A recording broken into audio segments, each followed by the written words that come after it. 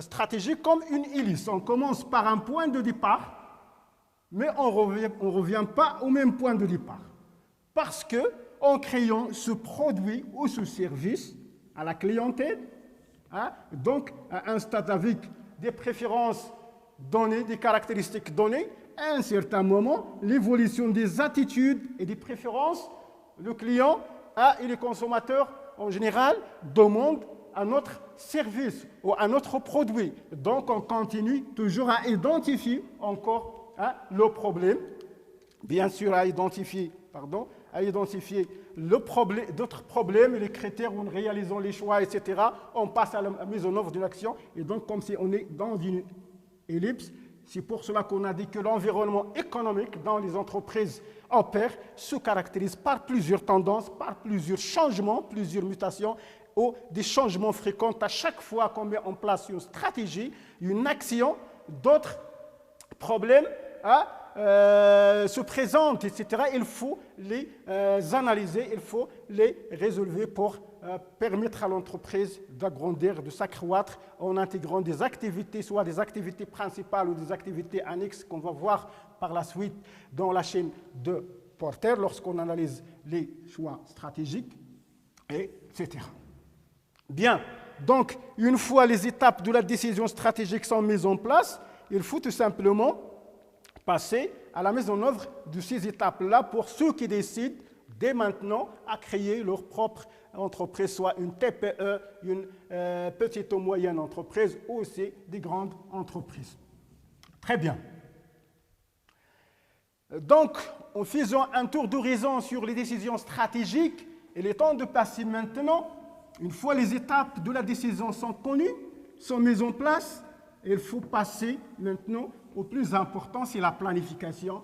Et la planification, c'est la planification stratégique. C'est la planification du long terme de l'entreprise comme quatrième point dans ce chapitre. Donc, 4, planification ou la planification stratégique. Planification stratégique 110. Donc, d'abord, la planification stratégique, elle est composée de deux mots. Il est composé de la planification et de la planification stratégique. Parce que, comme vous avez vu en S1 ou S2, je crois, avec Mme Hajar, les 4 activités qui conditionnent le processus du management, les 4 fonctions qui commencent par la planification. On va y revenir un petit peu, qui commence par la planification, c'est-à-dire la mise en place des plans, des objectifs de l'entreprise, et on commence à planifier comment réaliser ces objectifs. Une fois on a planifié, on passe à l'organisation. Donc on s'organise qui va faire quoi, comment et avec qui. Et on passe de l'organisation à la direction qui va diriger une telle ou telle activité. Et enfin, au contrôle. Contrôle des activités ou des objectifs mis en œuvre. On contrôle si ces objectifs se déroulent comme il a été prévu, comme il a été planifié.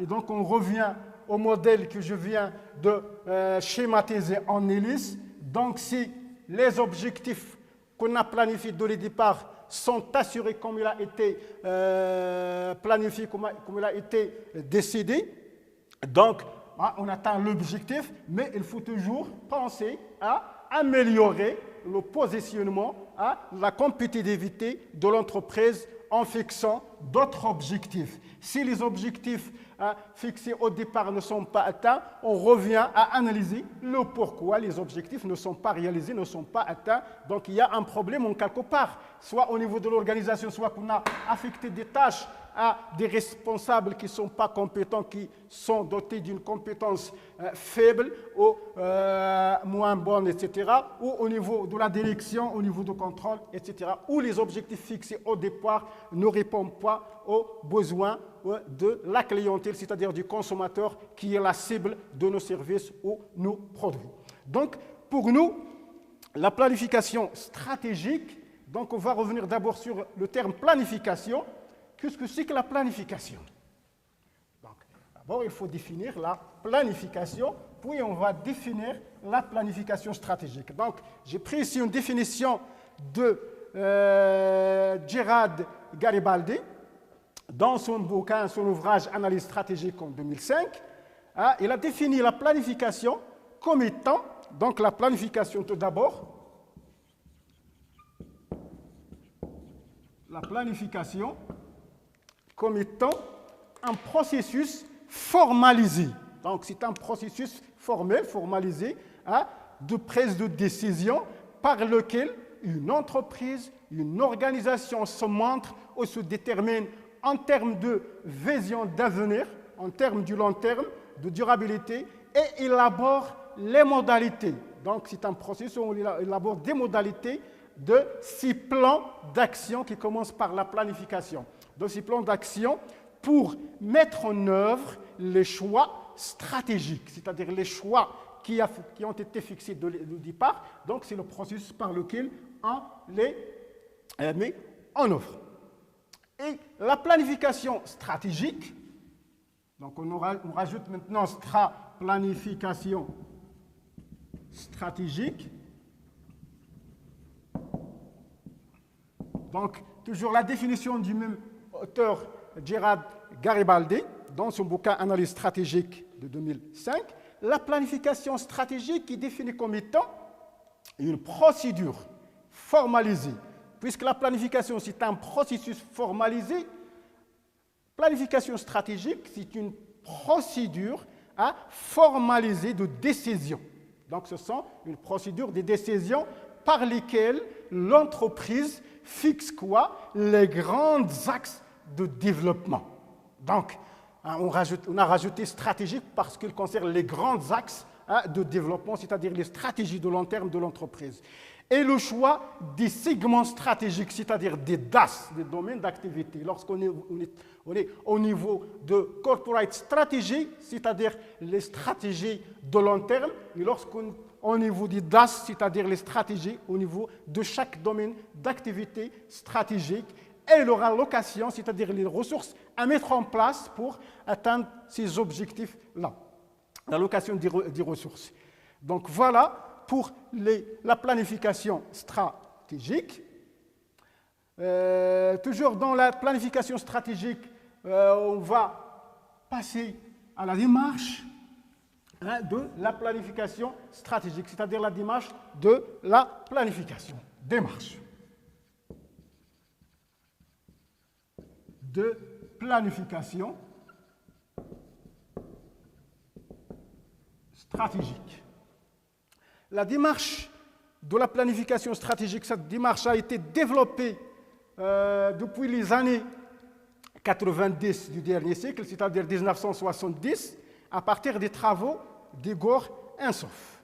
L'objectif de cette démarche stratégique, c'est d'élaborer des programmes, la mise en place des programmes d'action qui vont permettre à l'entreprise de mettre en œuvre les choix stratégiques sélectionnés, c'est-à-dire ces choix stratégiques, et aussi ils vont désigner l'élaboration de la stratégie grâce à des procédures synthétisées.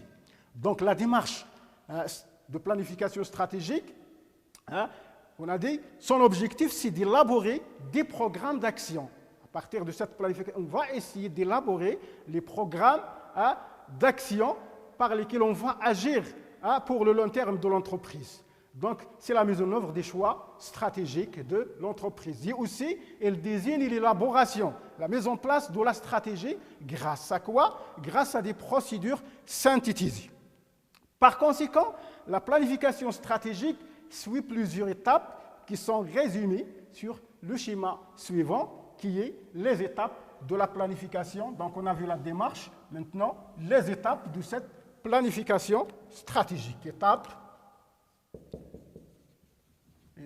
de la planification stratégique. Les étapes de la planification stratégique, rapidement, commencent par la formulation des objectifs. On formule d'abord l'objectif, qui est l'objectif global de l'entreprise qu'on cherche ou qu'on essaie à réaliser. Une fois l'objectif ou les objectifs sont fixés, on passe à l'identification du problème stratégique. Quel est le problème stratégique qui nous contraint ou qui nous favorise pour assurer cet objectif ou pour la mise en place, la mise en œuvre de cet objectif. Une fois le problème est mis en place et bien défini, on passe à la proposition sur la base toujours des analyses, des études qui seront faites ou qu'on devrait faire avant toute mise en place d'une stratégie ou d'un objectif. Ces études, c'est ce qu'on appelle les études de marché, par exemple, que vous avez vu au marketing de base, à travers des enquêtes, des études et des enquêtes, et on va essayer de mélanger entre tout ce qui est marketing et la fonction marketing, etc., et tout ce qui est statistique, et tout ce qui est échantillonnage, afin de s'en sortir avec des résultats concrets, en se basant sur des fondements mathématiques et économétriques qui sont concrets, qui vont nous permettre de décider avec, bien sûr, des risques minimes.